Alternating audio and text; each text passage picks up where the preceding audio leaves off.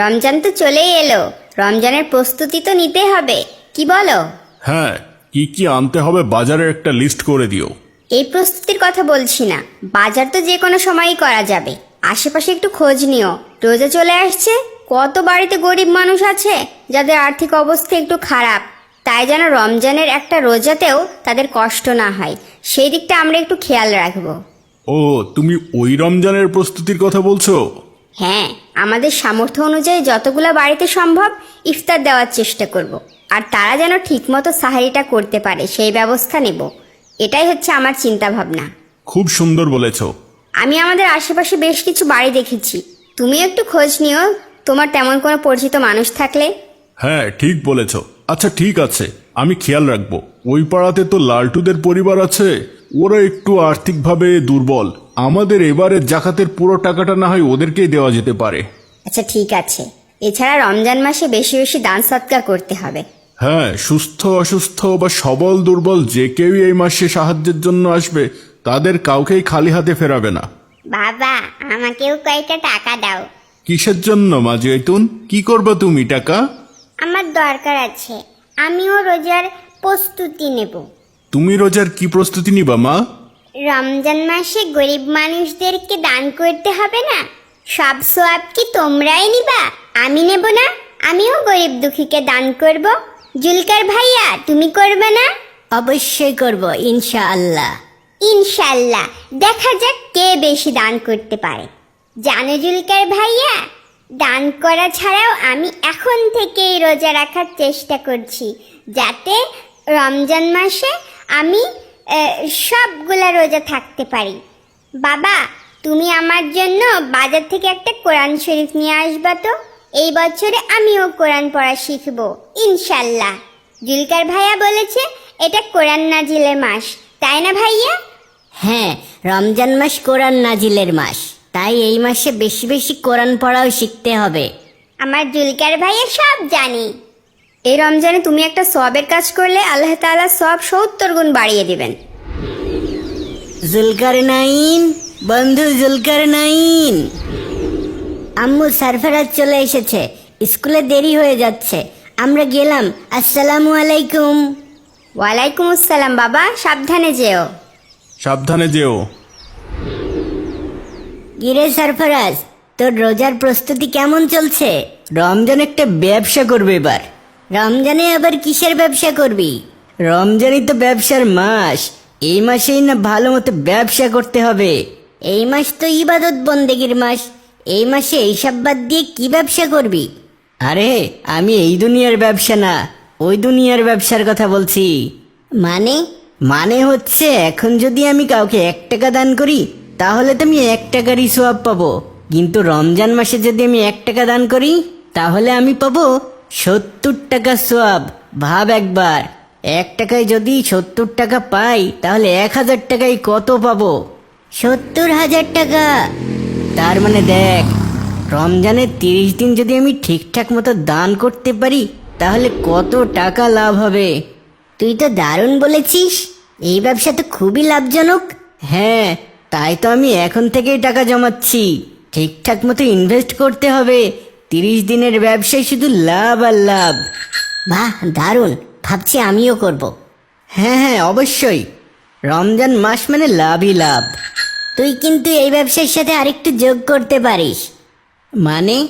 দান করা ছাড়াও তুই যদি 2 রাকাত নফল নামাজ পড়িস তবে দেখ ফরজ নামাজের সমান সওয়াব পাবি। আর তুই যদি বেশি বেশি নফল নামাজ পড়তে পারিস তবে অন্য সময় ফরজ নামাজের যে সওয়াব দেওয়া হয় সেই পরিমাণ সওয়াব পাবি। এটা কি কম লাভ বল? হ্যাঁ হ্যাঁ, অবশ্যই, রমজান মাস মানে লাভই লাভ। এছাড়া রমজান মাসে যে কোনো ভালো কাজের জন্য কিন্তু বহুত বহুত সওয়াব দেওয়া হয়। মনে কর যে সওয়াব চারিদিকে ছড়িয়ে ছিটিয়ে আছে, তুই শুধু যাবি আর কুড়িয়ে নিবি। বাহ, তাহলে তো এই মাসে আচ্ছা মতো ব্যবসা হবে, কি বলিস? হ্যাঁ, পরকালের ব্যবসা। আসসালামু আলাইকুম স্যার। ওয়ালাইকুম আসসালাম ওয়া রাহমাতুল্লাহ। কেমন আছো সবাই? আলহামদুলিল্লাহ। সামনে রমজান, তাই আজকে আমরা রমজানের ফরজ, ওয়াজিব ও সুন্নত সমূহ নিয়ে আলোচনা করব। জি স্যার। জুলকারনাইন, রমজান মাস সম্পর্কে কিছু বলো তো। রমজান মাস তাকওয়ার মাস, জাহান্নাম থেকে নাজাত পাওয়ার মাস। এই মাসকে রহমত, বরকত ও মাগফিরাত এই 3 ভাগে ভাগ করা হয়েছে। এই মাসে জাহান্নামের দরজা বন্ধ থাকে আর জান্নাতের দরজা খুলে দেওয়া হয়। এই মাসে শয়তানকে বেঁধে রাখা হয়, তাই ইবাদত ও গুনাহের ক্ষমা পাওয়ার এটাই সর্বশ্রেষ্ঠ সময়। মাশাআল্লাহ, অনেক ভালো বলেছ। রমজান সিয়াম সাধনার মাস। কে বলতে পারবে রমজান মাসে ফরজ কয়টি? কেউ জানো না? আচ্ছা, আমি বলছি। রমজান মাসে ফরজ মাত্র একটি, আর সেটি হচ্ছে রমজানের 1 মাস রোজা পালন করা। আল্লাহ তাআলা কোরআনে কারিমে সূরা বাকারার 183 নম্বর আয়াতে বলেছেন, হে মুমিনগণ, তোমাদের উপর রোজা ফরজ করা হয়েছে, যেভাবে ফরজ করা হয়েছিল তোমাদের পূর্ববর্তীদের উপর, যাতে তোমরা তাকওয়া অবলম্বন করো। আমাদের আগেও কি রোজা ফরজ ছিল? হ্যাঁ, রোজা একটি বিশেষ ইবাদত। স্যার, রোজা কি সবার উপরে ফরজ?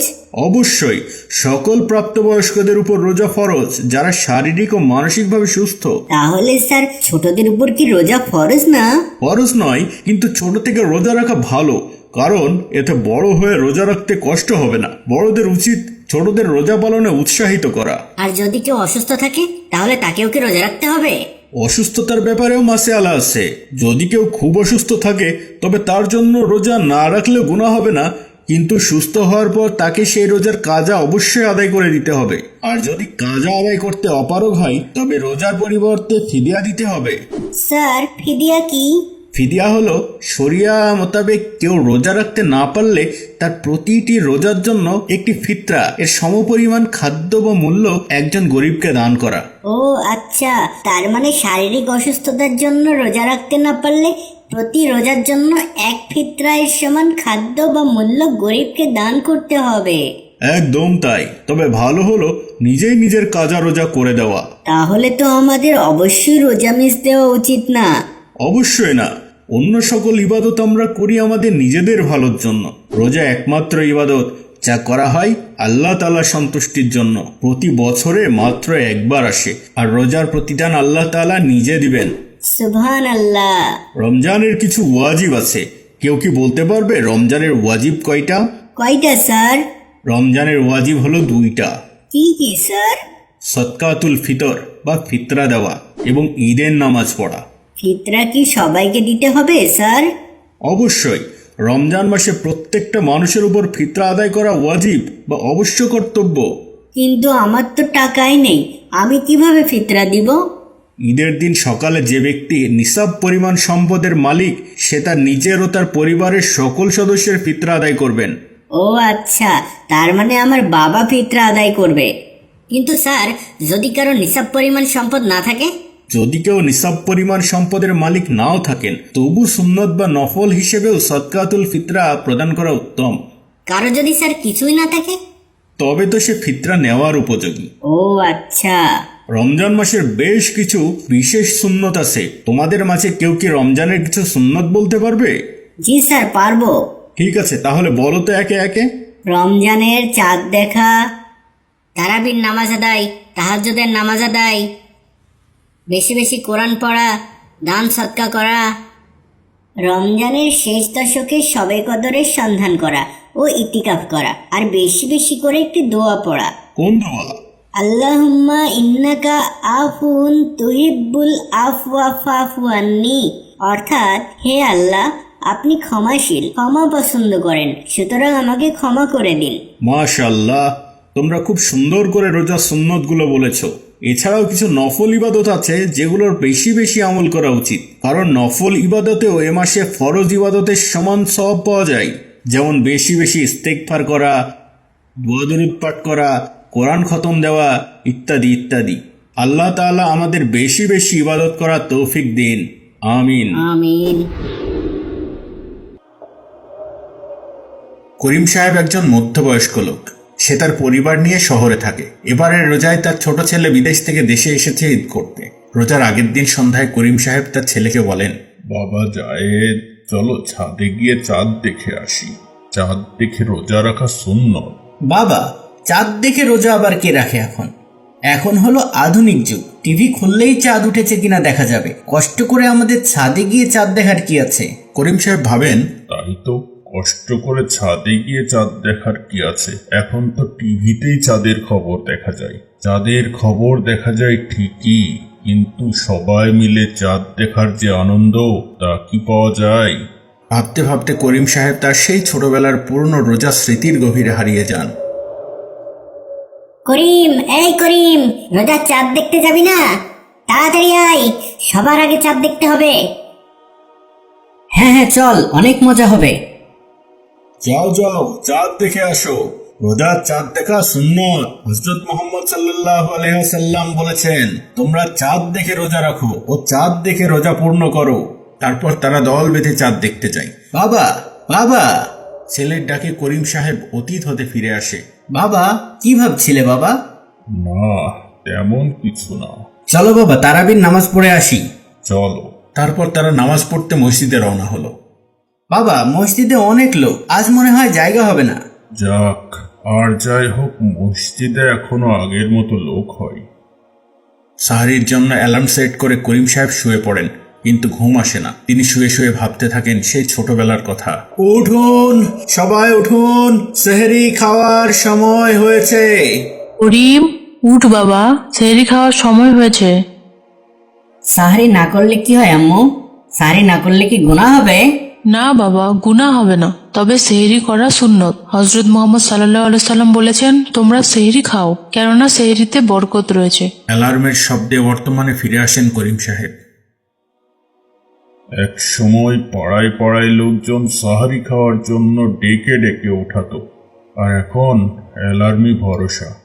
তারপর তিনি ছেলেকে ডাকেন এবং সাহারি ও ফজরের নামাজ শেষ করে আবার শুয়ে পড়েন।